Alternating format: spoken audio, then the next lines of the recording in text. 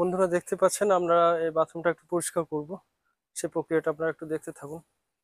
এই সামান্যতম একটু কাজ যেটা করলে হয়তো আমাদের আমাদের দেশের ভবিষ্যৎ। সম্মানিত দর্শক, আমাদের নতুন ভিডিওতে আপনাদেরকে অনেক অনেক স্বাগত। তো আপনাদের ভালোবাসা নিয়ে আমরা শুরু করছি আজকের আমাদের নতুন এপিসোড। তো দেখতে পাচ্ছেন আমাদের সঙ্গে রয়েছে জীবনদা। আজকে আমাদের কর্মসূচি সম্বন্ধে ওনার কাছ থেকে আমরা বিস্তারিত জানবো। জীবনদা, কি কর্মসূচি আছে আমাদের আজ? আজ আমরা এসেছি খণ্ডগ্রাম প্রাথমিক বিদ্যালয়। এই বিদ্যালয় চত্বরে আমাদের কর্মসূচি যে নিয়েছি, যে একটা গাছ একটা প্রাণ এবং পরিচ্ছন্নতা পরিবেশ, যেটা কর্মসূচি আমরা নিয়েছি তারই ভিত্তিতে এখানে সরকারি একটা স্কুল। এই সরকারি স্কুলটা আপনারা দেখতেই পাচ্ছেন, মোটামুটি খুবই সুন্দর, একতলা বিশিষ্ট এবং অনেকটাই বড়। সেই পরিপ্রেক্ষিতে এখানে জায়গাটা অনেকটা বড় হওয়ার জন্য হয়তো জায়গাটা অগোছালো হয়ে রয়েছে, এই আগাছায় ভরে আছে। আপনাদেরকে দেখাবো জায়গাটা।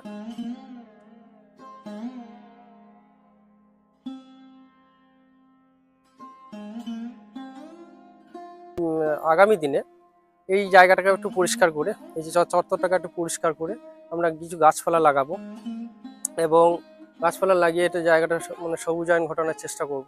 তো আমাদের সাধ্য খুবই অল্প, আপনারা জানেন, যেহেতু আমাদের সাধ্য অল্প তাই আমাদের প্রচেষ্টাটা খুবই কর্মটা খুব বেশি বড় করে আমরা দেখাতে আপনাদেরকে পারছি না। অল্পের মধ্যে আমাদেরকে অল্প পরিসরে আমাদের থাকতে হয়। তো যাই হোক, আমরা চেষ্টা করছি যে এই জায়গাটা, স্কুল বাউন্ডারিটা দেখুন কি অবস্থায় রয়েছে, মোটামুটি আগাছাতে ভরে উঠেছে।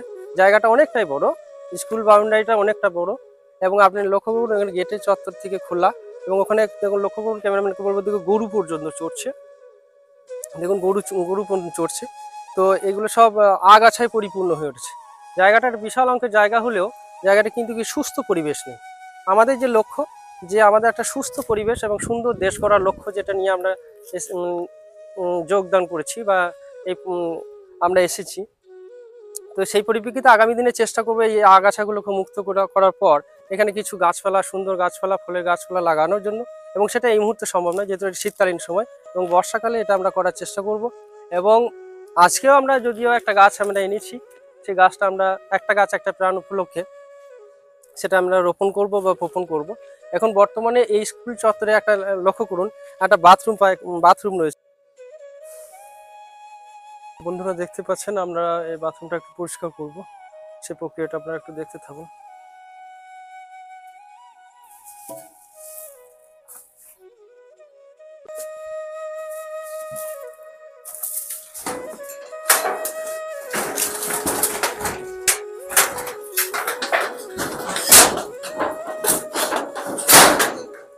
বাথরুমের দরজাটা ছেড়ে আছে অলরেডি।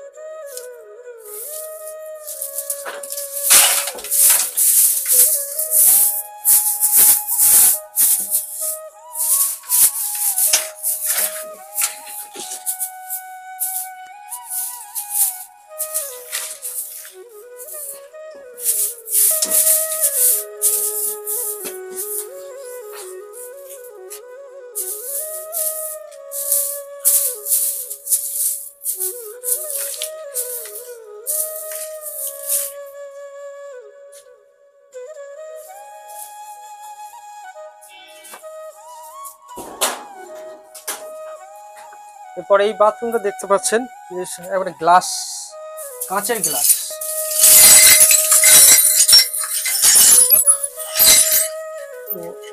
এখানে কোনো বাচ্চা বা শিশু যদি কোনো প্রকারে প্রবেশ করে তাহলে তার পক্ষে আর সুস্থ হয়ে বেরিয়ে যাওয়া সম্ভব নয়, কারণ সে দুর্ঘটনার শিকার হবেই হবে।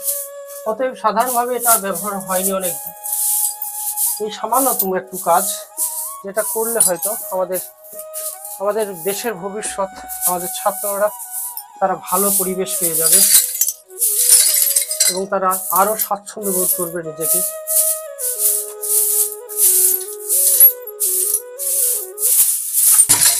কাঁচের গ্লাস।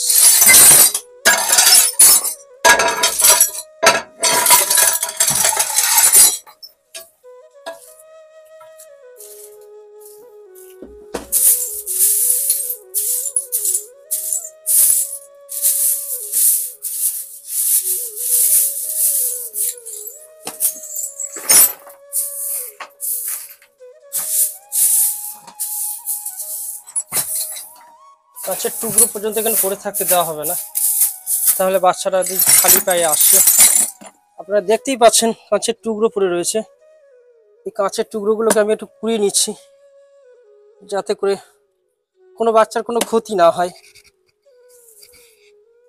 সামগ্রিকভাবে কাজটা সুন্দরভাবে সম্পন্ন করার লক্ষ্য আমাদের।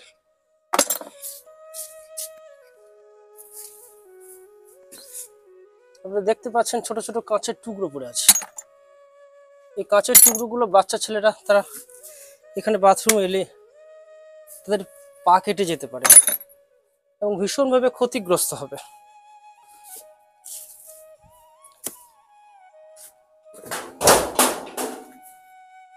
আমরা দুটি করলাম, একটা দুটি। 3 নম্বর বাথরুমটা আপনাদের দেখাই, আসুন দেখতে থাকুন। 3 নম্বর বাথরুমটা দশা একই, গেটগুলো ভেঙে গেছে তাই এরকম।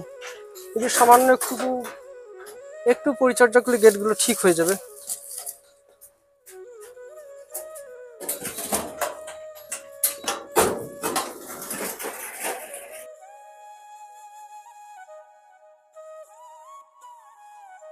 এরপর আমরা সামনের জায়গাটা যে আগাছা যুক্ত হয়ে আছে, এই আগাছা যুক্ত জায়গাটা একটু পরিষ্কার করে দেবো, যাতে যাতায়াতে আমাদের একটা সুবিধা হয়। এবং দেখুন, একটা দীর্ঘদিনের ব্যবহার অযোগ্য জায়গা একটু সামান্যতম পরিচ্ছন্ন করলে কিন্তু যোগ্য হয়ে ওঠে বা ব্যবহারযোগ্য হয়ে ওঠে, সেটা দেখতে থাকুন।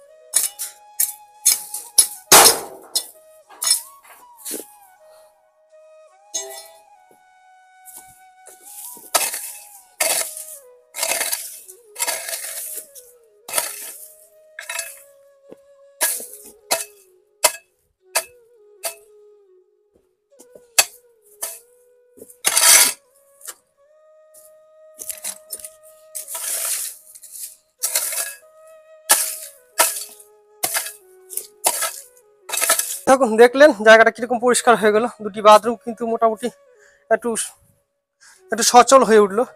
ভিতরে দেখুন কত পরিষ্কার হয়ে গেলো, কাঁচের টুকরোগুলো সরে গেছে। এটা বর্তমানে ব্যবহার করা যাবে। তো সামনেটা আগাছা যুক্ত ছিল, আগাছাগুলোকে হাঁটিয়ে দেওয়া হলো। তো একটু ঝাঁট দিয়ে পরিষ্কার করে দেবো আমরা।